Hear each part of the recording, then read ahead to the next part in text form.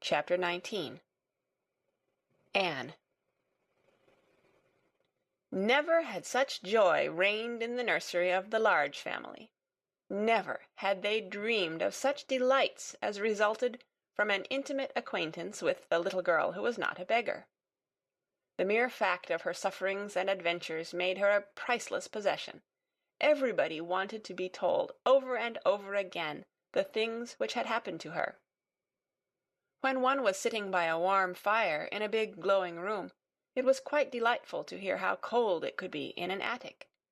It must be admitted that the attic was rather delighted in, and that its coldness and bareness quite sank into insignificance when Melchizedek was remembered, and one heard about the sparrows and things one could see if one climbed on the table and stuck one's head and shoulders out of the skylight.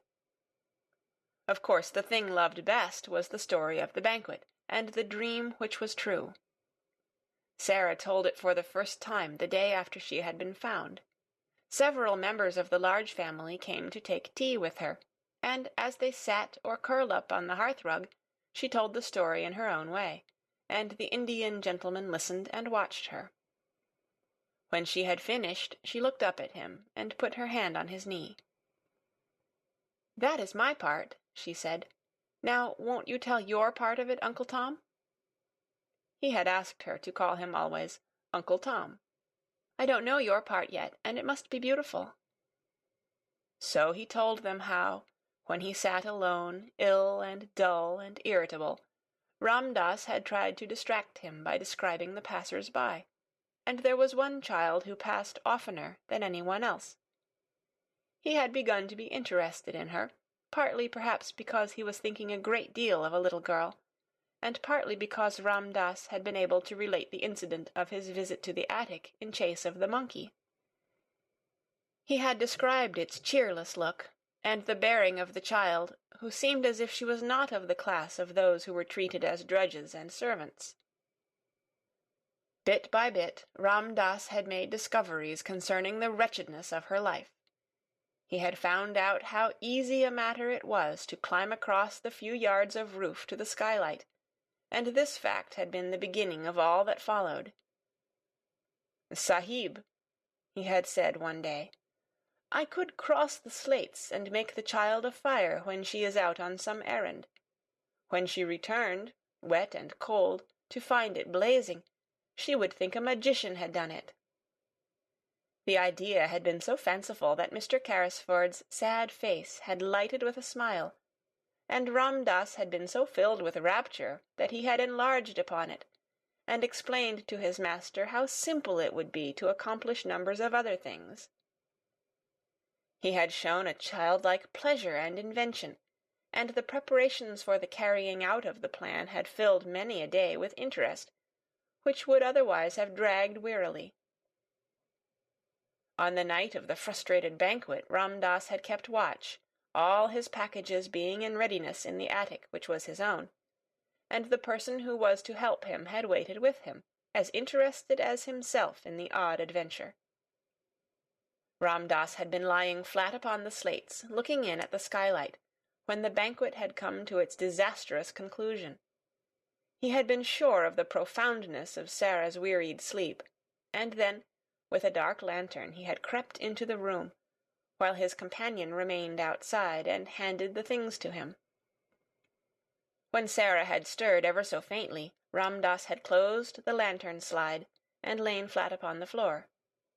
These and many other exciting things the children found out by asking 1,000 questions. "I am so glad," Sarah said. "I am so glad it was you who were my friend." There never were such friends as these two became. Somehow, they seemed to suit each other in a wonderful way. The Indian gentleman had never had a companion he liked quite as much as he liked Sarah. In a month's time he was, as Mr. Carmichael had prophesied he would be, a new man. He was always amused and interested, and he began to find an actual pleasure in the possession of the wealth he had imagined that he loathed the burden of. There were so many charming things to plan for Sarah. There was a little joke between them that he was a magician, and it was one of his pleasures to invent things to surprise her. She found beautiful new flowers growing in her room, whimsical little gifts tucked under pillows, and once, as they sat together in the evening, they heard the scratch of a heavy paw on the door, and when Sarah went to find out what it was, there stood a great dog, a splendid Russian boar-hound, with a grand silver and gold collar bearing an inscription.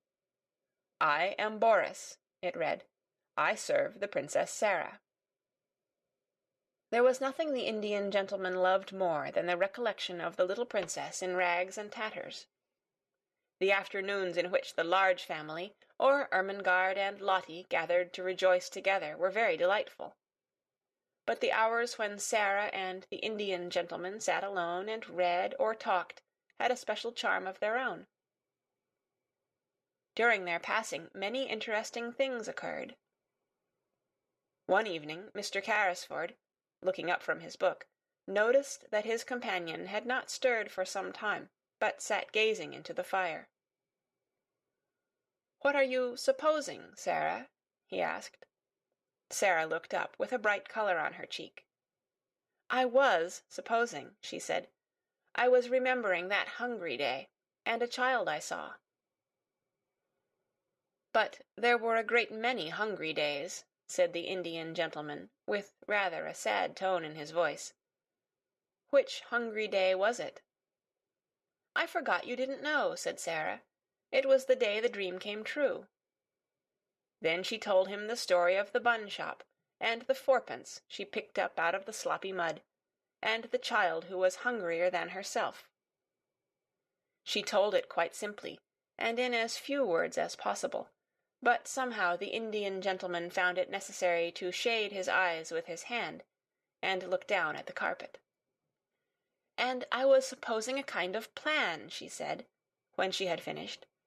"I was thinking I should like to do something." "What was it?" said Mr. Karisford in a low tone. "You may do anything you like to do, Princess." "I was wondering," rather hesitated Sarah. "You know, you say I have so much money. I was wondering if I could go to see the bun woman, and tell her that if, when hungry children, particularly on those dreadful days, come and sit on the steps, or look in at the window, she would just call them in, and give them something to eat. She might send the bills to me. Could I do that?" "You shall do it tomorrow morning," said the Indian gentleman. "Thank you," said Sarah. "You see, I know what it is to be hungry. And it is very hard when one cannot even pretend it away." "Yes, yes, my dear," said the Indian gentleman. "Yes, yes, it must be. Try to forget it. Come and sit on this footstool near my knee, and only remember you are a princess." "Yes," said Sarah, smiling. "And I can give buns and bread to the populace." And she went and sat on the stool, and the Indian gentleman, he used to like her to call him that, too, sometimes, drew her small dark head down on his knee, and stroked her hair. The next morning, Miss Minchin, in looking out of her window, saw the things she perhaps least enjoyed seeing. The Indian gentleman's carriage, with its tall horses, drew up before the door of the next house, and its owner and a little figure, warm with soft, rich furs, descended the steps to get into it. The little figure was a familiar one, and reminded Miss Minchin of days in the past. It was followed by another as familiar, the sight of which she found very irritating. It was Becky, who, in the character of delighted attendant, always accompanied her young mistress to her carriage, carrying wraps and belongings. Already Becky had a pink, round face. A little later the carriage drew up before the door of the baker's shop, and its occupants got out, oddly enough, just as the bun woman was putting a tray of smoking hot buns into the window. When Sarah entered the shop, the woman turned and looked at her, and, leaving the buns, came and stood behind the counter. For a moment she looked at Sarah very hard indeed, and then her good-natured face lighted up.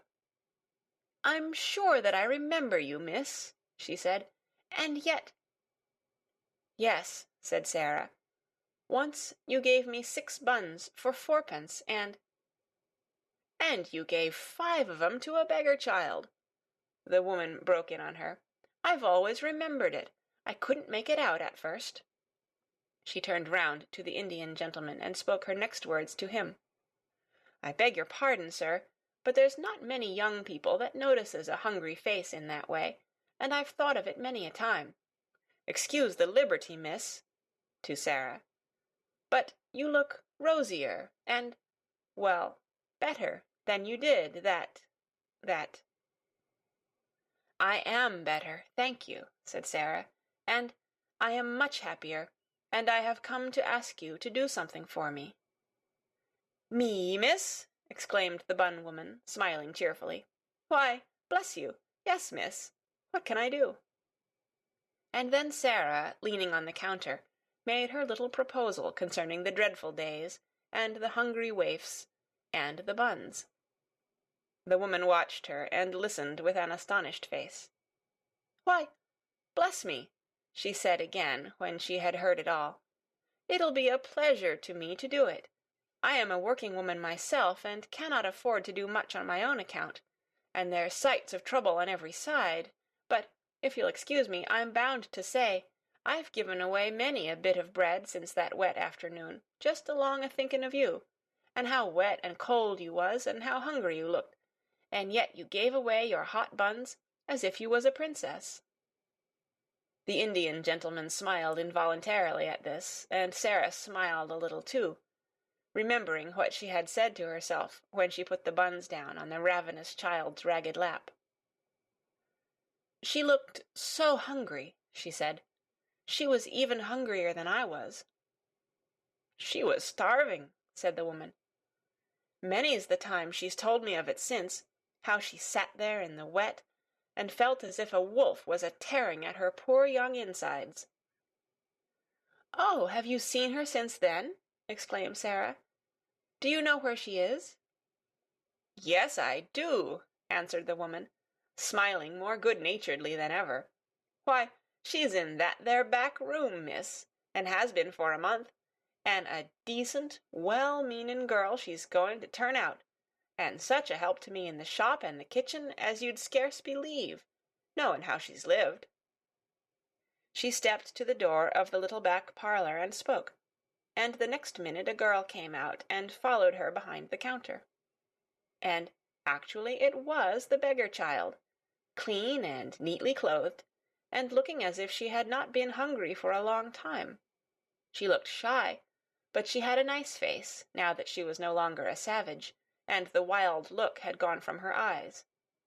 She knew Sarah in an instant, and stood and looked at her as if she could never look enough. "You see," said the woman, "I told her to come when she was hungry, and when she'd come I'd give her odd jobs to do, and I found she was willing, and somehow I got to like her, and the end of it was I've given her a place and a home, and she helps me, and behaves well, and is as thankful as a girl can be. Her name's Anne. She has no other." The children stood and looked at each other for a few minutes, and then Sarah took her hand out of her muff and held it out across the counter, and Anne took it, and they looked straight into each other's eyes. "I am so glad," Sarah said, "and I have just thought of something. Perhaps Mrs. Brown will let you be the one to give the buns and bread to the children. Perhaps you would like to do it, because you know what it is to be hungry, too." "Yes, miss," said the girl. And somehow Sarah felt as if she understood her, though she said so little, and only stood still and looked after her as she went out of the shop with the Indian gentleman, and they got into the carriage and drove away.